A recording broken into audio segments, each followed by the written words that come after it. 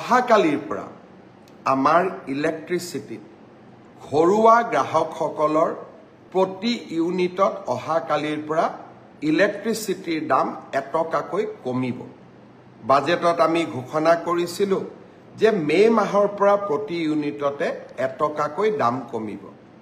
অহাকালিৰ পৰা দাম কমিলেও মে মাহৰ বিলখনতহে আপোনালোকে ইয়াৰ ফলাফল পাব, কাৰণ কালিৰ পৰা আপোনালোকে যি ইলেক্ট্ৰিচিটি ব্যৱহাৰ কৰিব তাৰ দাম আমি 1 টকাকৈ প্ৰতি ইউনিটত কমকৈ ল'ম।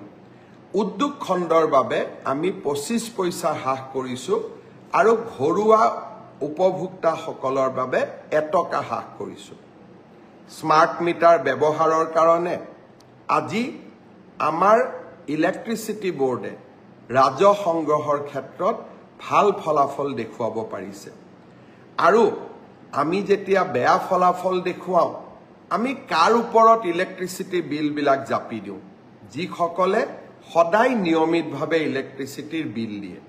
চৰকাৰে যেতিয়াই বিদ্যুৎ যোগানত লোকচান হয়, আপোনালোকে ধৰি ল'ব যে নিয়মিতভাৱে যিসকলে বিদ্যুতৰ বিল দিয়ে তেওঁলোকৰ ওপৰতে আমি বিদ্যুতৰ বোজা জাপি দিওঁ, আৰু যোনে বিল নিদিয়ে তেওঁলোকে নিদিয়াকৈ থাকি যায়। ৰাজ্যখনৰ 30 লাখ গ্ৰাহকে আজি স্মাৰ্ট মিটাৰ গ্ৰহণ কৰাৰ বাবে ৰাজহ বৃদ্ধি পাইছে আৰু বিদ্যুতৰ সৎ ব্যৱহাৰৰ ফলত প্ৰতিজন গ্ৰাহক তাৰ পৰা উপকৃত হৈছে। আৰু আজি আমি তাৰ বাবে 1 টকা দাম কমাবলৈ সক্ষম হৈছোঁ। এই বছৰৰ শেষৰ ফালে মই চেষ্টা কৰিম আৰু 1 টকা, আৰু যদি 1 টকা নোৱাৰো অন্ততঃ 50 পইচা আমাৰ দৰিদ্ৰ আৰু মধ্যবিত্ত গ্ৰাহকসকলৰ বাবে হ্ৰাস কৰাৰ বাবে আমি আৰু এটা প্ৰচেষ্টা ল'ম। শ্ৰদ্ধাৰ ৰাইজ, চৰকাৰৰ লাভ আৰু লোকচান এই দুইটাই ৰাইজেই তাৰ শেষ হিতাধিকাৰী।